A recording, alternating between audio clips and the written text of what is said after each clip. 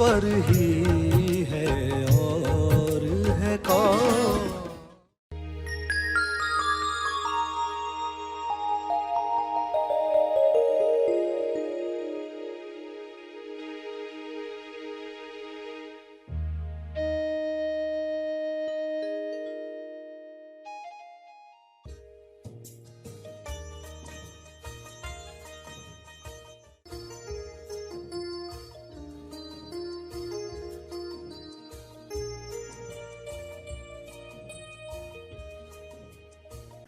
A to Z रिश्तों में आपको माफी मांगनी है।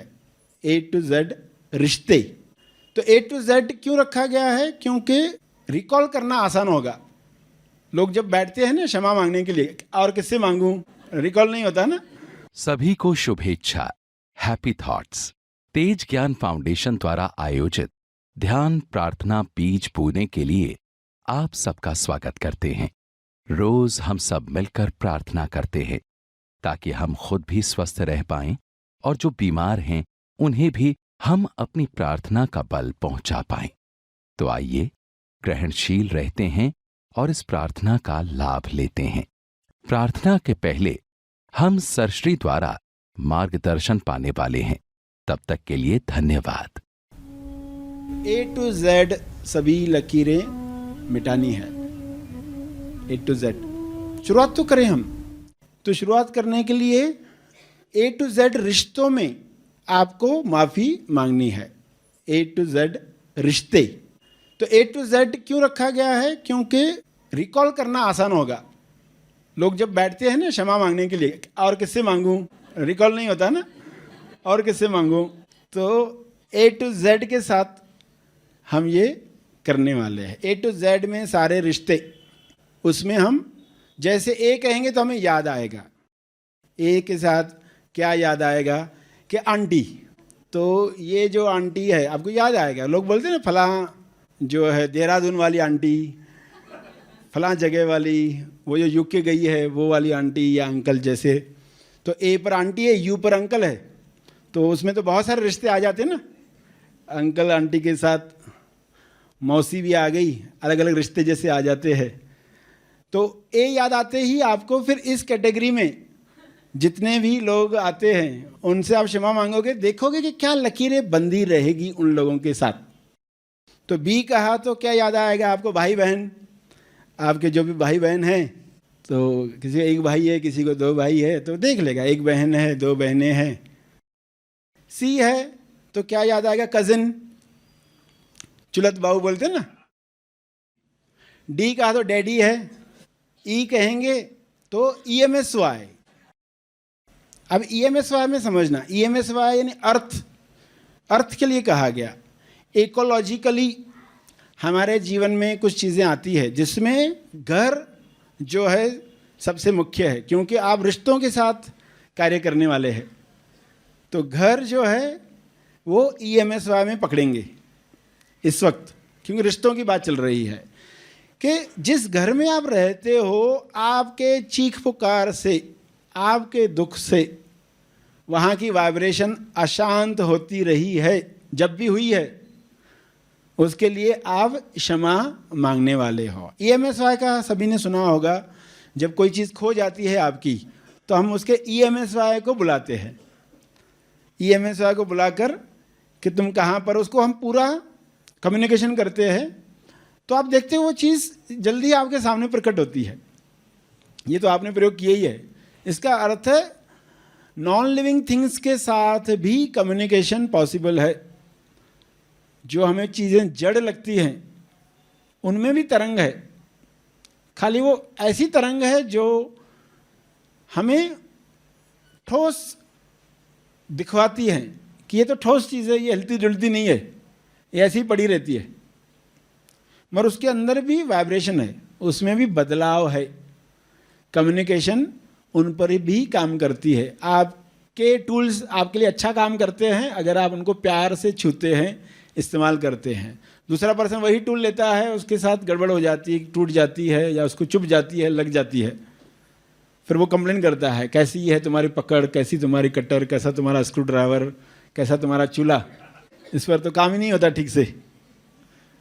गैस ऑन करते बुझ जाता है, ये होता है वो होता है, क्योंकि आपको मालूम है कितना प्रेशर देना है। आपका छूना उस चीज़ को महसूस होता है, वाइब्रेशन मैच हो गई है, सुरमेल है वहाँ पर, इसलिए आपके साथ चीज़ें बहुत अच्छा काम करती है। फिर भी कुछ लोगों को ये हैबिट नहीं होती, अपनी चीज़ों को भी वो रफली यूज़ करते रहते, उनकी चीज़ें गिरते पड़ती रहती है इधर उधर, तो वहाँ पर भी सजगता आए। आइए ग्रहणशील होते हैं और इस प्रार्थना का लाभ लेते हैं। सभी आंखें बंद रखकर क्षमा प्रार्थना करने के लिए बैठे हैं। अब तक जो सुना, संपूर्ण क्षमा प्रार्थना करने के लिए, क्षमा याचना करने के लिए ABCD क्षमा साधना की सीख लेनी है।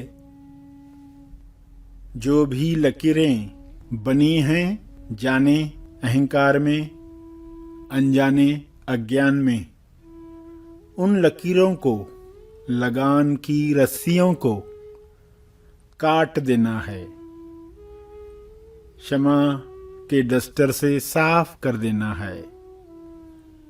इंसाफ के ईश्वर की मदद से इन साफ करना है। अंदर साफ तो बाहर इंसाफ।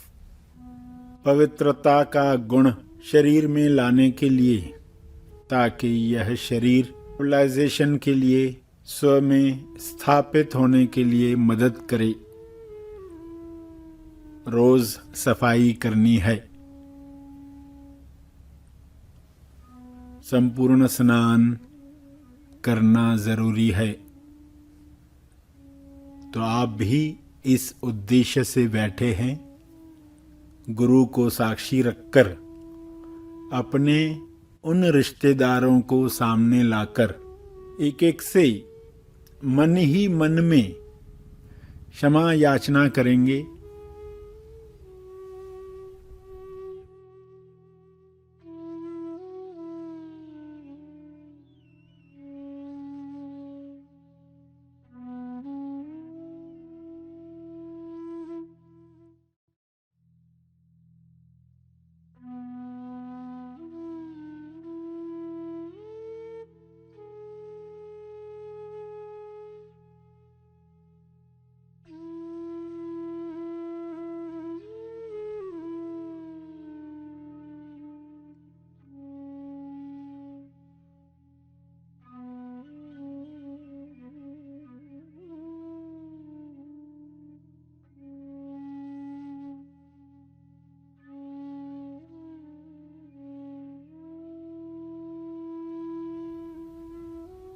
आई, आंटी, जो भी किरदार, भाई, पिताजी, डैडी, उन्हें सामने लाकर जो जो अपशब्द कपट हुआ है उसके लिए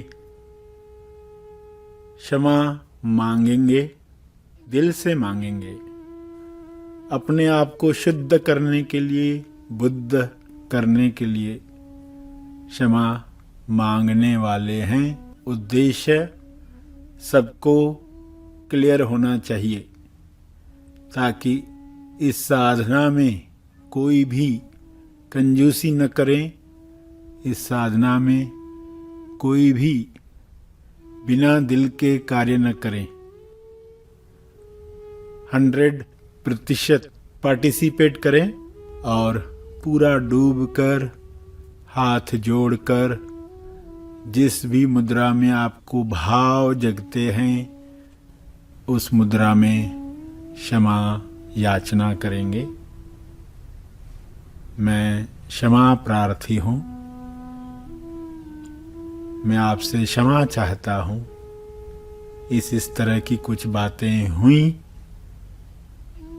उसके लिए मैं दिल से क्षमा मांगता हूँ और आगे वैसी बातें न हों इसकी सजगता मैं रखने वाला हूँ।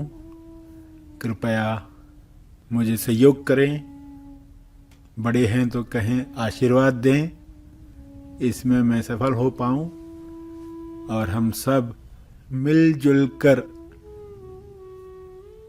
प्रेम आनंद मौन से जिएं। इस तरह एक एक से ABCD से क्षमा याचना कर लेंगे और फिर इकाई से यानी इंसाफ के ईश्वर से अपनी अर्ध बेहोशी के लिए क्षमा याचना करेंगे। इस तरह क्षमा प्रार्थना करने के बाद आगे EFGH उनके लिए क्षमा याचना मांगेंगे। वर्णमाला से ये आपके लिए आसान हो सके इसलिए इस तरह आपको बताया जा रहा है। तो सभी इसी भाव में शुरुआत करेंगे।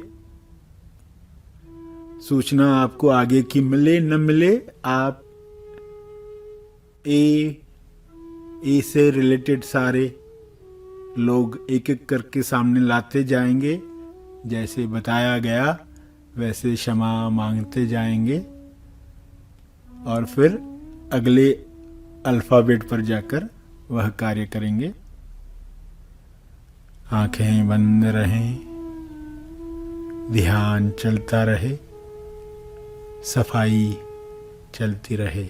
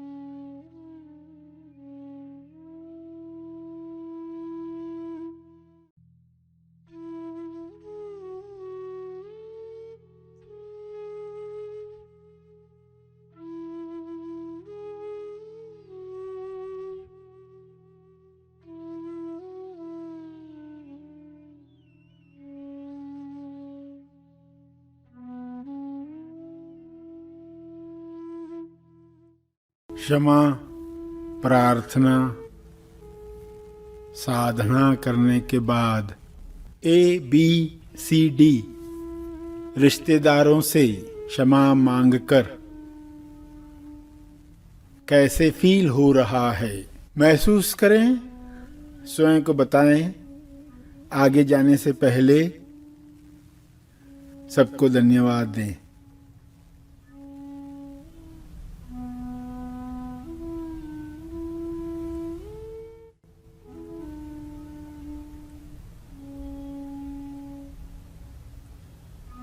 अंत में अर्जित बल, प्रार्थना का बल सबके लिए अर्पित करें, विश्व कल्याण के लिए समर्पित करें।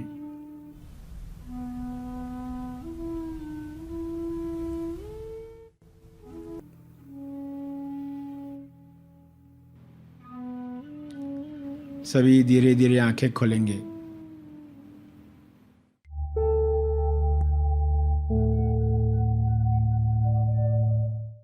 प्रार्थना और मार्गदर्शन का सभी ने लाभ लिया। आइए यहीं पर समाप्त करते हैं। कल फिर मिलेंगे। तब तक के लिए धन्यवाद।